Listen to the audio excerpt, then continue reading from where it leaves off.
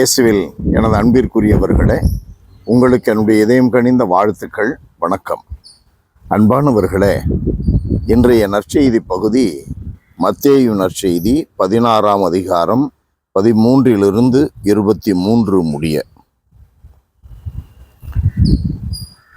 ஆண்டவர் இயேசு பேதுருவிடம் ஒரு கேள்வியை எழுப்பி பேதுரு வழியாக ஆண்டவர் யார் என்ற உண்மையை அறிக்கையிடச் செய்கிறார். பேதுரு சொல்லுகிறார், நீர் வாழும் கடவுளின் மகன். இயேசு யார் என்று மக்கள் சொல்லுகிறார்கள் என்ற கேள்விக்கு அது பதில். நீர் வாழும் கடவுளின் மகன். இந்த பதிலை குறித்து ஆண்டவர் இயேசு சொல்லுகிற வார்த்தைகளை கவனியுங்கள். இயேசு மறுமொழியாக, நீர் மெசியா, வாழும் கடவுளின் மகன் என்று உரைத்தார்.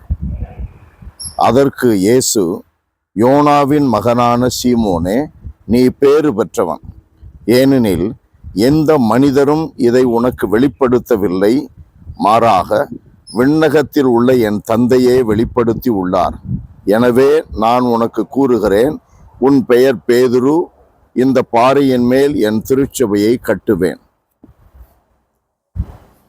இந்த வார்த்தைகளிலிருந்து நாம் புரிந்து கொள்ள வேண்டிய முக்கியமான ஒன்று,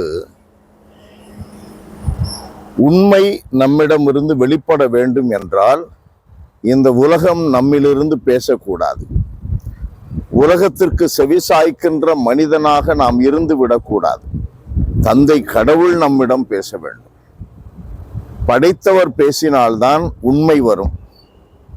படைக்கப்பட்டவை பேசினால் இந்த உலகை படைத்த கடவுளுக்கு எதிரான சுயநலம் மிகுந்த வார்த்தைகள் தான் வரும். இந்த நற்செய்தியிலேயே நாம் பார்க்க முடியும்.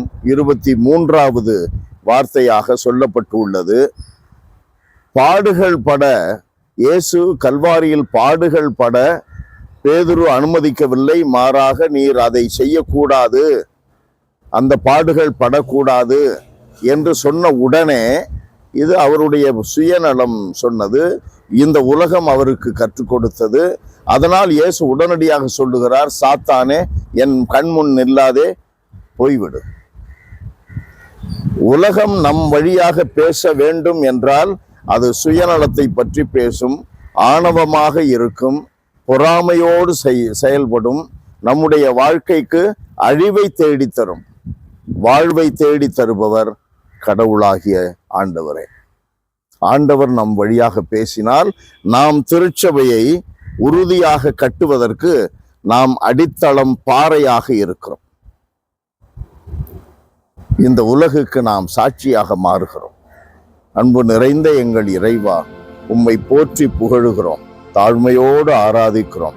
நாங்கள் எப்பொழுதும் நீர் உம்முடைய திருச்சபையை கட்டி எழுப்புவதற்கு உரிய பாறையாக, அடித்தளமாக அமைய, தந்தை கடவுள் பேசுவதை நாங்கள் மனதார செவிமடுத்து அதுவே நாங்களாக மாற எங்களுக்கு வரம் தாரும்.